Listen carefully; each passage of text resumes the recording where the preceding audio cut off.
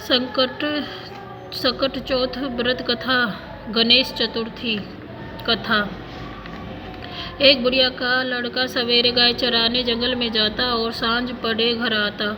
सारे दिन की मेहनत के 4 टके अर्थात 8 पैसे रोज मिलते, जिससे माँ बेटों का गुजारा बसर हो जाता। बुढ़िया को चौथ माता की कहानी सुनने का और व्रत करने का नियम बारंबार चलता था। व्रत के रोज 5 लड्डू बनाती, 2 चौथे के 2 विनायक और 1 अपना।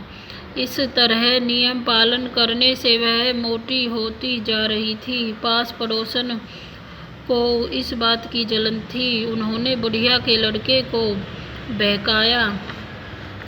लड़के ने सोचा, मैं तो सारे दिन मेहनत करके सूखी रोटी खाता हूँ और यह घर बैठे लड्डू खाकर मोटी ताजी हो रही है। इस सोच के कारण वह एक दिन गाय चराने नहीं गया और छुपकर बैठ गया। उस दिन चौथ थी। बुढ़िया 2 पैसे का घी ले आई। सदा की तरह 5 लड्डू बनाए और भोग लगाया। लड़का चुपके चुपके सारी बातें देख रहा था। दूसरे दिन वह बुढ़िया से बोला, माँ मैं कमाने जाऊँगा, यह थोड़ी कमाई है। बुढ़िया ने समझाया बुझाया पर वह नहीं माना, तो बुढ़िया ने हाँक भर ली। जाते समय कुछ अनाज के दाने और 1 पानी की कलसी दी। इससे वह रोज कहानी सुना करती थी। जाते वक्त बुढ़िया ने समझाया कि ये दोनों चीज़ें तेरी संकट में सहायता करेंगी, सो सदा अपने पास संभाल कर रखना। सवेरे ही चल पड़ा और चलते चलते रास्ते में एक नदी आई। बरसात का मौसम था। नदी में पानी चढ़ा हुआ था। पार जाने का कोई रास्ता नहीं था। बड़ा दुखी हुआ। बुढ़िया की बात याद करके उसने हाथ में अनाज के दाने और विनती करी, हे चौथ माता, मेरी माँ मेरे लिए ही तेरा व्रत करती थी, तो बहता पानी कम हो जाए और मुझे पार जाने का रास्ता मिल जाए। इतना कहकर कलश में से पानी लेकर छींटे दिए। रास्ता मिल गया। लड़का पार हो गया। आगे जंगल पहुंचा तो एक शहर मिला। लड़के के होश उड़ गए। उसने झटपट अनाज के दाने हाथ में लिए और विनती करी, हे चौथ माता, अगर मेरी माता मेरे लिए व्रत किया करती थी तो सिंह गाय बन जाए। पानी के छींटे देते ही सिंह गाय बन गया। चराने लगा। लड़का आगे निकल गया। सांझ होते होते एक गांव में पहुंचा। गांव में घुसते ही एक बुढ़िया का घर आया। अंदर जाकर बुढ़िया से रात बिताने के लिए जगह मांगी। बुढ़िया ने दया करके हाँ भर ली। वह ठहरकर गया। रात को उसने देखा कि बुढ़िया मालपुआ बनाती जा रही है और रोती जा रही है। लड़के को अचंभा लगा और बुढ़िया से पूछा, बुढ़िया माई, यह क्या बात है? बुढ़िया ने बताया, बेटा, यहाँ का राजा छठे माह एक पकवान पकवाता है। उसके पकाने के लिए हर बार एक आदमी की बलि दी जाती है और उसका नियम यह है कि बारी बारी से हर घर का आदमी लिया जाता है। आज मेरे 7वें बेटे की बारी है। उसको आज मालपुआ खिलाऊंगी। सुबह होते ही राजा का बुलावा आ जाएगा। इसके लड़के ने कहा, माँ चिंता मत कर, कल तेरे लड़के के बदले मैं जाऊंगा। बुढ़िया ने कहा, दूसरे के बदले कौन मरता है और मैं तुझे क्यों भेजूं? लड़के ने कहा, नहीं, मैं जाऊंगा। ला मालपुआ मुझे खिला दो। बुढ़िया ने मालपुए खिला दिए।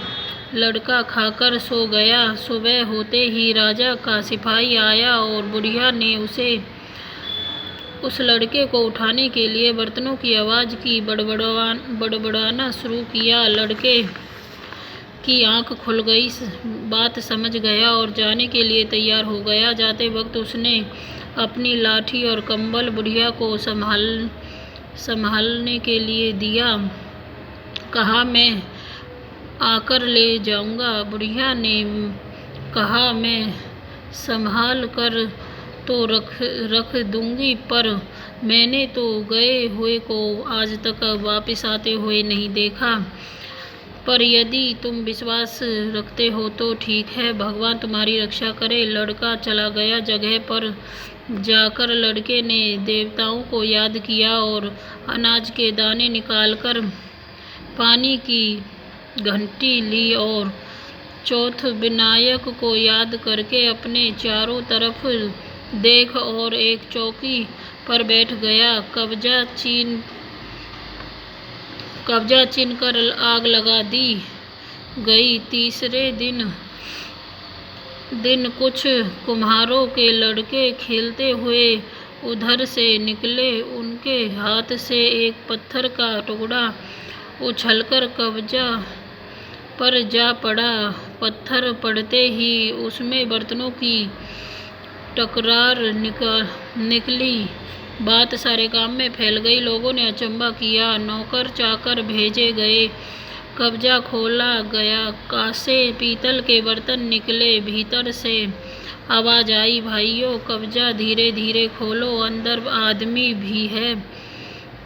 उन्होंने सुझाव दिया कि यह आदमी की ही आवाज है। तुम लोग डरो मत, आखिर सारा कब्जा खोला गया।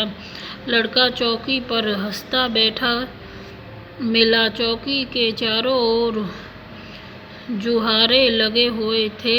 पानी का कलश भरा था। राजा के पास लड़के को लाया गया। राजा ने सारा किस्सा सुनना चाहा। लड़के ने बताया कि मेरी माँ चौथ विनायक का व्रत करती थी और उसी से आते वक्त मेरी रक्षा के लिए यह अनाज और पानी का कलश दिया था। राजा ने भाग्यवान लड़का देखकर अपनी लड़की का विवाह उससे कर दिया और चौथ का व्रत करने का ढिढोरा पिटवा दिया। कई दिन बीत गए। राजा के बेटों की बहुओं ने नंद को ताना मारा कि भाई जो पेट से निकले हांडी से नहीं। राजकुमारी ने अपने पति से कहा, माए जहाँ मायका और सास जहाँ ससुराल। लड़का भी बात समझ गया और उसने राजा रानी से आज्ञा मांगी और अपने गांव को अपनी स्त्री राजकुमारी को लेकर चल पड़ा। गांव के पास पहुंचते ही देखने वालों ने बुढ़िया को खुशखबरी दी। बुढ़िया को विश्वास नहीं हुआ। उसने बटोरे उपलों पर ढेर पर चढ़कर देखा। बेटा बहू आते दिखाई दिए। बुढ़िया ने चौथ विनायक को बारंबार नमस्कार किया। बेटे बहू ने आकर बुढ़िया के पैर छुए। घर में आनंद छा गया। गांव में चौथ के व्रत का ढिंढोरा पिटवाया। सब कोई व्रत रखे, कहानी सुने। 12 नहीं तो 4 नहीं तो 2। जय हो प्रभु कष्ट विनायक की जय। ओम गणेशाय नमः। संपूर्ण कथा।